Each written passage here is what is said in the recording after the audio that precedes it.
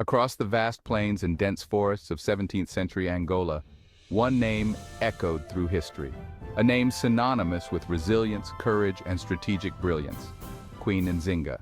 Queen Nzinga was a 17th century African ruler who ruled the Ndongo and Matamba kingdoms of the Mbundu people in Angola and fought against the slave trade and European influence in Angola.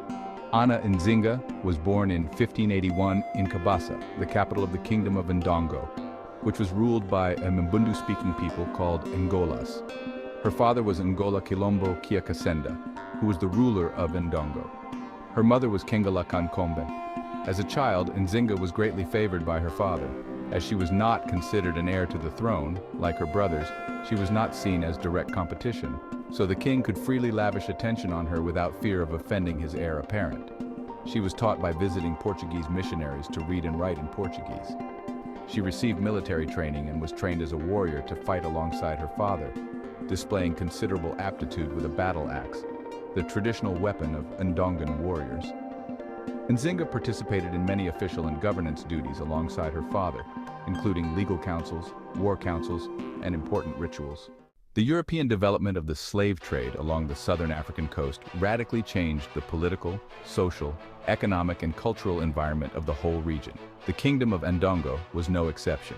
In the late 16th century and early 17th century, Europeans were negotiating interests in the African slave trade. The Portuguese wanted slaves for their new colony in Brazil. Threatened by English and French interests in Northeast Africa, the Portuguese moved their slave trading activities further south to what is today the region of Congo and Angola. The king had accepted limited slave trading with the Portuguese, but when the Portuguese pushed further into the country and broke boundaries set up by the king, Ndongo went to war against the Portuguese. Anna's father died in 1617, and her brother Ngola Mbandi took the throne. To consolidate his power, he killed many rival claimants to the throne, including his older half-brother and their family. Nzinga was spared, but Mbandi murdered Nzinga's newborn son, her first and only child. Then, he is said to have ordered the sterilization of Nzinga and their sisters, Kambu and Fungi, with herbs and boiling oils. Satisfied that none of his full-blood siblings would be able to produce a male heir, he let them live. The kingdom broke apart as Nzinga fled with her husband to the nearby state of Matamba. Meanwhile, Mbandi's rule remained cruel, unpopular, and chaotic. Ngola Mbandi had neither his father's charisma nor the intelligence of his sister, Nzinga.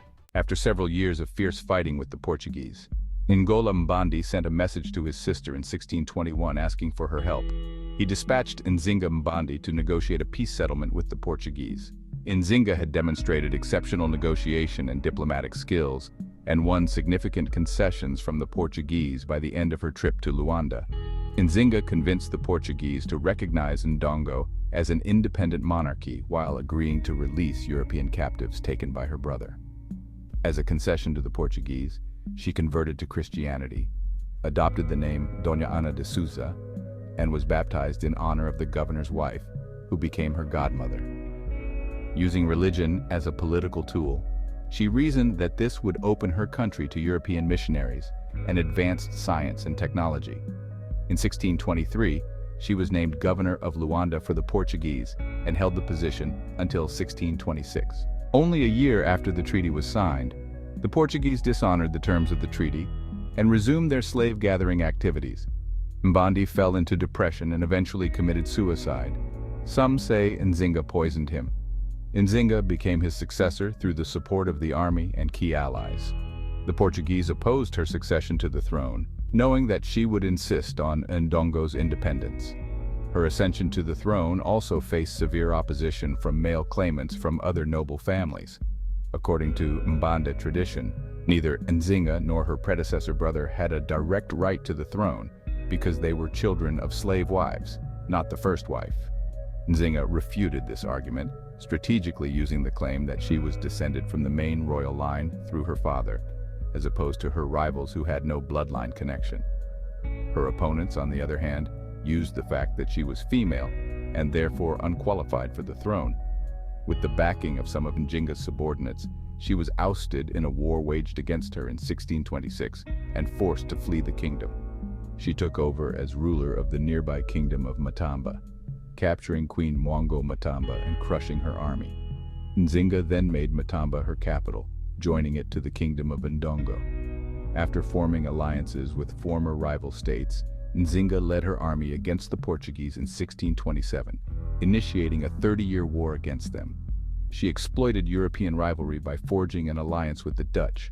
She achieved victory in 1647, aided by the Dutch, and encouraged rebellion within Ndongo, which was now governed through a puppet ruler. When the Dutch, in turn, suffered defeat at Portuguese hands and withdrew from Central Africa, Nzinga, now in her 60s, continued her struggle, leading her own troops into battle. She also orchestrated guerrilla attacks on the Portuguese. She developed Matamba as a trading power by utilizing its strategic position as the gateway to the Central African interior. Despite numerous attempts by the Portuguese and their allies to capture or kill Queen Nzinga, she died peacefully in her 80s on the 17th of December 1663, by which time Matamba had become a strong commercial state. With Queen Nzinga dead, the Portuguese were able to move into Ndongo. Their biggest barrier was now gone, and they continued to colonize the land. Queen Nzinga's legacy is one of empowerment, not just for the people of Angola, but for women across the African continent. Queen Nzinga is remembered in Angola as the mother of Angola, the fighter of negotiations, and the protector of her people. She is still honored throughout Africa as an extraordinary leader and woman for her political and diplomatic acuity, as well as her brilliant military tactics. If you enjoyed this video, please like it and comment below, and don't forget to subscribe.